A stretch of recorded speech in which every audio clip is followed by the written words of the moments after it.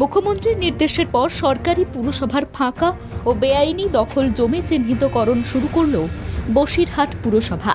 উত্তর 24 পরগনা বসিরহাট পুরসভা পুরপ্রধান অদিতি মিত্র রায়চৌধুরী সরকারি আধিকারিকদের নিয়ে টাকি রোড ও ইটিন্ডা রোডে যেসব সরকারি জমি রয়েছে সেগুলিকে চিহ্নিতকরণের কাজ শুরু করেছে।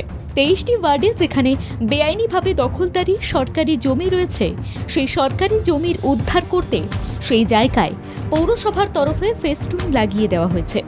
বেআইনিভাবে যারা দখল করে রয়েছে তারা উচ্ছেদ হবে, পাশাপাশি তাদের পুনর্বাসন দেওয়া হবে, এমনটাই জানালেন পুরসভার প্রশাসনিক আধিকারিকরা। অভিযানটা আমাদের অনেকদিন আগেই করেছি আমরা, মাননীয় মুখ্যমন্ত্রীর নির্দেশ অনুসারে বসিরহাট পৌরসভার পৌরপ্রধান মাননীয় চেয়ারপারসন আদেশ অনুসারে বসিরহাট পৌরসভার যে সকল জমি ভেস্টেড এখনও পড়ে আছে আমরা আমাদের আমিন দিয়ে আমরা সেগুলো সব মাপযোগ করেছি। করার পরে দেখলাম যে শহর কেন্দ্রিক কিছু ওয়ার্ডে প্রচুর জায়গা আছে যেগুলো বসিরহাট পৌরসভার জমি, কিন্তু সেগুলো ভেস্টেড হয়ে পড়ে আছে। কিছু কিছু জায়গা হয়তো কেউ দখল করে রেখেছে।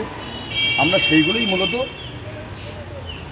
মাননীয় মুখ্যমন্ত্রীর নির্দেশ অনুযায়ী চেয়ারপারসনের ম্যাডামের আদেশ অনুসারে সেগুলোকে আমরা দখলমুক্ত করতে চলেছি। সরকারি জমি চিহ্নিত করার কাজ লাগাতার চলবে বলে প্রশাসনের তরফে জানানো হয়েছে। পাশাপাশি হকার উচ্ছেদের বিকল্প কর্মসংস্থানের ব্যবস্থা করা হবে বলে জানিয়েছেন। বসিরহাট থেকে মিন্টু সাহাজির রিপোর্ট, বাংলা জাগো।